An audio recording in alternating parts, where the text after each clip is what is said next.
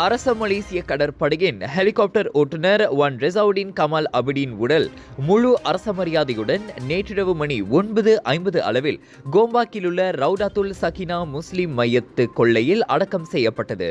சலாஹுடீன் அல் அயூபி பள்ளிவாசலில் பொதுமக்கள் மற்றும் அரச மலேசிய கடற்படை அதிகாரிகள் கலந்து கொண்ட தொழுகைக்கு பின் அவரது உடல் மையத்து கொள்ளைக்கு கொண்டு வரப்பட்டது. குடும்ப உறுப்பினர்கள், அரச மலேசிய கடற்படையின் அதிகாரிகள் மற்றும் ஒன் ரெசவுடீனுக்கு அறிமுகமானவர்கள் உட்பட கிட்டத்தட்ட 1000 பேர் அவரது உடலுக்கு இறுதி மரியாதை செலுத்தினர்.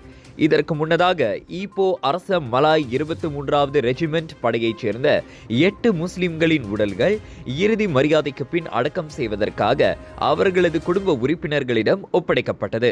செவ்வாய்க்கிழமையன்று லுமூட்டில் உள்ள அரச மலேசிய கடற்படை பயிற்சி தளத்தைச் சேர்ந்த 2 ஹெலிகாப்டர்கள் வானில் மோதிக்கொண்ட பின் விபத்துக்குள்ளானதில் 10 பேர் உயிரிழந்தனர். கடற்படையின் 90வது ஆண்டு கொண்டாட்டத்திற்காக நடைபெற்ற பயிற்சியில் கலந்து கொண்ட போது அந்த ஹெலிகாப்டர்கள் விபத்திற்குள்ளாகின. இதனிடையே அந்த விபத்தில் உயிரிழந்த லெப்டினன்ட் டி சிவசுதன் உடல் சித்தியாவான் தமான் சர்டாங்ஜியாவில் உள்ள அவரது வீட்டிற்கு நேற்று மாலை மணி 5:52 அளவில் கொண்டு செல்லப்பட்டது. அவரது இறுதிச் சடங்கு பேரா மஞ்சோங்கில் உள்ள இந்து சபா மயானத்தில் இன்று நடைபெறும்.